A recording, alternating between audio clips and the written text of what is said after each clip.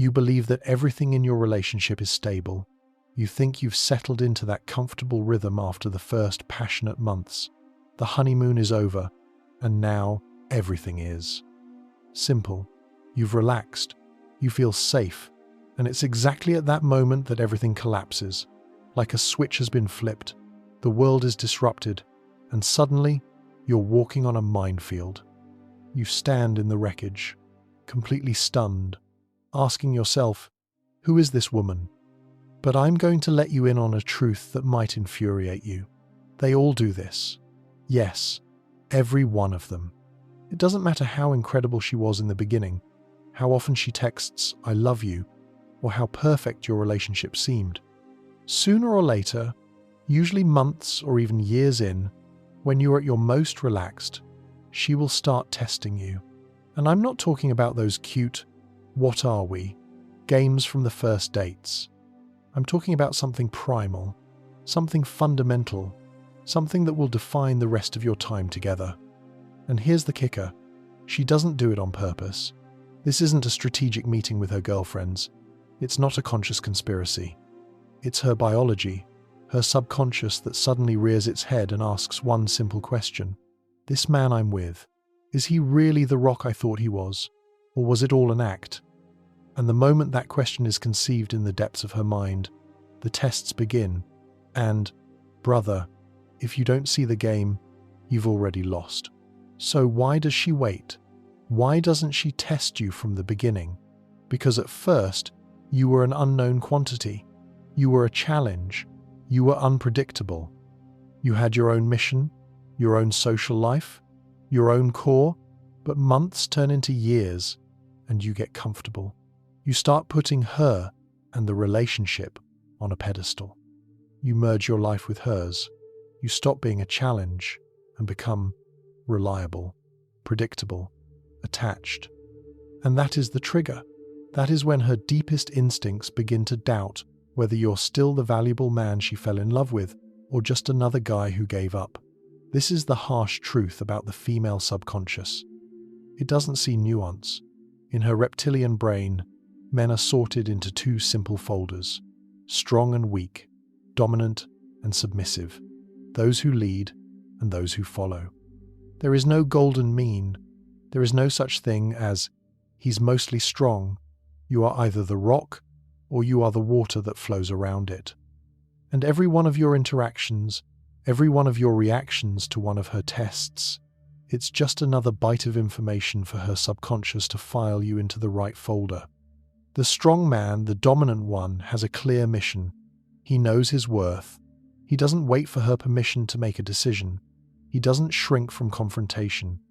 He doesn't panic during her emotional outbursts. He is not terrified by her leaving because his world won't collapse without her. When she tests him, he doesn't even notice, because standing his ground is his default setting. The weak man, he is the complete opposite. He lives for her approval. He is terrified of her anger. It's easier for him to concede on a major principle than to withstand 1 minute of her displeasure. He will trade his principles, his boundaries, his very soul, just to avoid a fight.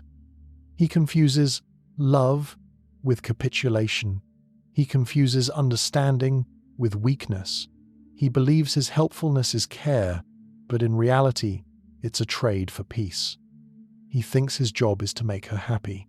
In the end, he loses respect, and with it, her attraction. And every time he bends, every time he puts her feelings above his own dignity, he screams to her subconscious, "You were right to doubt me. I really am weak."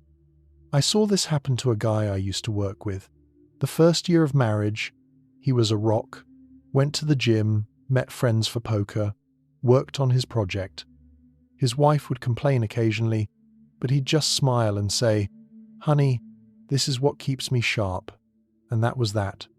But gradually, the complaints turned into guilt trips. "You love poker more than me. We never spend time together." And instead of holding his ground, he started to surrender. Poker night turned into maybe next month. The gym was cut from 4 times a week to once, then 0. 2 years later, he had gained 40 pounds, hadn't seen his friends in months, and his wife treated him with open contempt, not because he gained weight, but because he gave up. He failed test after test by compromising his core, and her subconscious officially moved him from the strong folder to the weak folder. And now for the part that really throws guys off. The part that contradicts every romantic comedy you've ever seen. The more dependent you become on her, the weaker you appear. I know, it shatters the happy wife, happy life myth. But be honest, when you first got together, when she couldn't get enough of you, were you needy? Were you blowing up her phone? Were you cancelling your plans just to be available for her? No. You had your own life. You had options. You were good with her, and you would be good without her. That was your strength. And now the thought of her leaving sends shivers down your spine. Now her mood dictates your mood. Now her approval is the air you breathe. You call it being in love, but her subconscious calls it neediness. It is weakness, and she smells it a mile away. Let me clarify what happens in her head when she senses this weakness. It's not that she wakes up thinking, time to ruin his day. It's deeper. It's instinct. When her subconscious catches that scent of neediness, an internal alarm goes off. I call it verification mode. She starts poking, creating friction, starting arguments out of nowhere, all to get the answer to one question. Is he really this weak, or am I mistaken? It's not malice. It's not evil intent. It's biology. For thousands of years, a woman's survival, and that of her children, depended on aligning with the strongest male. A weak man was a death sentence. Today, the stakes aren't life and death, but the software hasn't been updated. The firmware is the same. Her subconscious is still looking for the leader who will protect the tribe. Even if the tribe is just the two of you, the tests always start small. She will question a decision you've made. She will start a fight over how you loaded the dishwasher. She will go cold and withdraw to see if you panic and chase. She will press against a boundary you set, just to see if it's a real wall or just a suggestion. And all the while, she is watching. She doesn't care who is right. She cares who is holding the frame. Will he break or stand firm? Will he remain calm, or will he be sucked into her emotional tornado? Most guys fail right here. They don't even see the test. She starts an emotional argument, and you respond with spreadsheets and logic. You think that if you can just explain it to her, she'll calm down. You are making a fundamental error, trying to solve an emotional problem with a rational tool. But the argument is not the point. The argument is just the arena for the test. The real question is, will you stay in your center, or will you allow her chaos to become your chaos? The moment you step into her emotional field, you automatically accept her rules of the game. This initiates a destructive spiral. She provokes. You give in to keep the peace. She feels a drop in respect and pulls away. You panic, fearing loss. You chase her. You apologize, buy gifts, and promise to do better. She returns, but not because you won her back, but because the test isn't over. She needs to see how far she can push. And the cycle begins again, each loop grinding you down, making you weaker and more desperate. I had a good friend, a real shark in the business world, confident, decisive, respected, but at home, different story. His wife would ignite massive fights, threaten to take the kids, pack a suitcase, and every time, he'd break. He'd beg, promise, buy expensive jewelry. She'd come back, and things would be good for a month. And then, back to it. 3 years later, he was a shadow of himself. He was on tranquilizers. He was afraid to choose a restaurant for dinner without her prior approval. The man who commanded boardrooms was now walking on tiptoes in his own home. And you know what? She left him. After all the compromises, all the sacrifices, she left him for some guy from her gym. A guy who made a fraction of what my friend did, but possessed the one thing my friend had sacrificed. His spine, his core. The trainer didn't care about her drama. He didn't build his life around her. He didn't need her approval, and her subconscious instinct, starved for strength, locked onto that with a death grip, even though her conscious mind knew my friend was the more sensible choice. Let me list how men fail these tests. You will recognize yourself in this. You respond with logic. She creates an emotional storm, and you respond with logic, trying to reason with a hurricane, and you fail because the test isn't about logic. You respond with fear, the fear of her anger, the fear of being alone, so you immediately apologize, even when you've done nothing wrong. You concede and signal weakness. Every time you do that, another drop of her respect for you dies forever. You try to appease her. You smother her with gifts, compliments, and offers of, "Let me do that," becoming her servant bidding for scraps of approval. But the more you chase, the needier you look, which is like putting out a fire with gasoline. You try vulnerability. Some guys try therapy where they are told to be vulnerable. You spill your soul, crying about your deepest fears. Your wife says she's proud of you, but 6 weeks later, she's sleeping with someone else because you've just proven to her subconscious that you're an emotional child who can't handle pressure, and you became repulsive to her. You call in reinforcements, like her mum or your friends, trying to use social pressure to fix her. But all that does is broadcast to the world that you are so weak you can't even handle your own household. I had a client who tried everything: logic, pleading, therapy, books. His wife would start nuclear wars over nonsense, how he parked the car, the sound of him chewing. He tried every life hack from the books. It only got worse. She started openly flirting with others, staying out all night. He was on the verge of a breakdown. And then, one day, something in him just clicked. He stopped being afraid, not in anger. He just became indifferent to her drama. She started a fight, he said. "I'm not doing this," put on his running shoes, and went to the gym. She threatened to leave? He calmly replied, "If you feel that's what you need to do, I'll help you load the car." He wasn't bluffing. He genuinely let go of needing her, and the most astonishing thing happened. The tests just stopped. She became affectionate, respectful, the woman he once met. Why? Because his internal state changed. He no longer needed her. So, what is the answer? It's the one most men don't want to hear. You must have a backbone. You must show that you have boundaries that are non-negotiable. This doesn't mean you become a tyrant. It means you stop accepting disrespect. She starts drama. You don't get pulled in. Not with anger, but with boredom. "I'm not interested in arguing. When you want to talk like an adult, let me know." And after that, you leave the room. Go work on your project. Go live your life. She threatens to pack her bags? That is your decision. I will not beg someone to be with me, and you must genuinely believe that. She insults you in front of friends? You calmly say, "We are leaving," and you leave. There must be asterisk consequences, asterisk. Not emotional punishment, but clear, firm consequences. But here is the critical distinction. Most guys, hearing this, think they need to become a cold, unemotional jerk. They put up a wall and act aloof. That isn't strength. That's just fear in a different mask. Feigned coldness is an attempt to control her reaction through your own pretense. You can still be loving. You can still be engaged.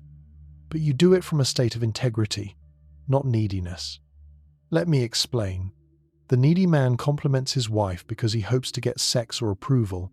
The man of integrity gives a compliment because he feels like it, and he expects nothing in return. His actions come from abundance, not deficiency. The needy man avoids arguments because he's terrified she will leave. The man of integrity calmly faces the problem because he values respect, but he is not afraid of the outcome. It's not about not loving her. It's about your love for her not being more important than your self-respect. You can be completely involved without being emotionally dependent. True strength is the ability to love her deeply without desperately needing her. When you finally reach this state when you are sincerely good with her, or without her, a funny thing happens. The tests disappear. Her value system simply stops seeing you as a potential survival threat. Her subconscious gets the signal, verification complete. This one is reliable. But, and this is the most important part, you can't fake it. You can't just act like you don't care. Her subconscious has a million-year-old lie detector. She will know you are pretending. She will catch your hidden anxiety and fear of losing her, even if you stand there with a stone face. It's not about a set of behaviors you adopt. It's about who you are. Your internal vibration is more important than any outward alpha pose. You must, truly, reach the point where your happiness and self-worth come from you, not from her. Think of it this way. If you are starving and someone offers you a moldy piece of bread, you'll eat it and say thank you. You are in desperation. But if you've just finished a 5-course dinner and someone offers you the same moldy bread, you'll laugh and walk past. The bread hasn't changed. Your need for it has. The first case is driven by deficiency. The second, by abundance. That is the difference between emotional neediness and emotional integrity. Most men are emotionally starved, so they will accept any disrespectful behavior just to get a crumb of approval. The man of integrity is already full. He can walk away from the table because he knows he will always have other opportunities. The grim reality is that most men never grasp this. They bounce from relationship to relationship, repeating the same cycle of chasing, compromising, and being held in contempt. They never become whole. They remain emotionally hungry, and a hungry man cannot be strong. And let me tell you, if you have been in this cycle of failure for years, if she has already firmly placed you in the weak folder in her mind, it may be too late for this relationship. And this isn't revenge on her part. It's simply a biological filter that cannot be turned off. Once her subconscious has rendered that verdict, it's nearly impossible to overturn. You can start setting boundaries, but she will only see it as a new, temporary tactic. You can get into shape, but she will still see the weak person who begged her to stay. You can start earning twice as much, but to her, you'll remain the guy who asked permission to see his friends. She saw you crumble. She saw you sacrifice your soul for her. You can't make her unsee it. That image of weakness is etched into her mind as a warning sign, an indelible tattoo. That's why it is vital to establish this from day one. You must keep your core. This is not flexibility. It's your internal constant, your values and self-respect. You must never let your boundaries dissolve, because once you are permanently in that weak folder, the relationship is already dead, even if you live together for another 20 years. And when I talk about boundaries, I'm not talking about ultimatums. If you talk to that guy again, I'm leaving. That is a threat. That is weakness. It is an attempt to control her. A true boundary is about you. You are not trying to control her. You are simply controlling what you will tolerate. The weak man tries to control her.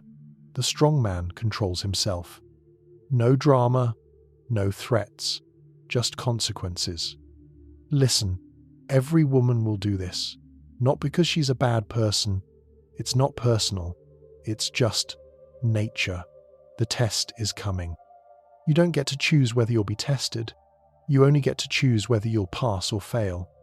You can continue to be the guy who fails, who chases, who apologizes to the point of self-destruction, or you can become the man who is so centered in his own life that her tests simply bounce off him. Because here it is, the great, final paradox of all this. The moment you genuinely don't need her is the moment she will need you the most. The moment you are truly not afraid of losing her is the moment she will be terrified of losing you. The moment you are strong enough to walk away is the moment she will do everything to stay. This is not a game. This is not a trick. This is a fundamental law of masculine and feminine energy. Every woman does this to her man. Now you know what it is. Now you see the matrix. There is only one question left. What are you going to do about it? Will you continue to live the lie, pretending everything is okay while your relationship slowly dies? Will you continue to blame her instead of finally looking in the mirror? Are you going to keep failing a test you didn't even know existed? Or will you become the man whose strength is so self-evident that the tests are no longer necessary? Because your strength is not a shield you hold up. It's an aura you cannot fake.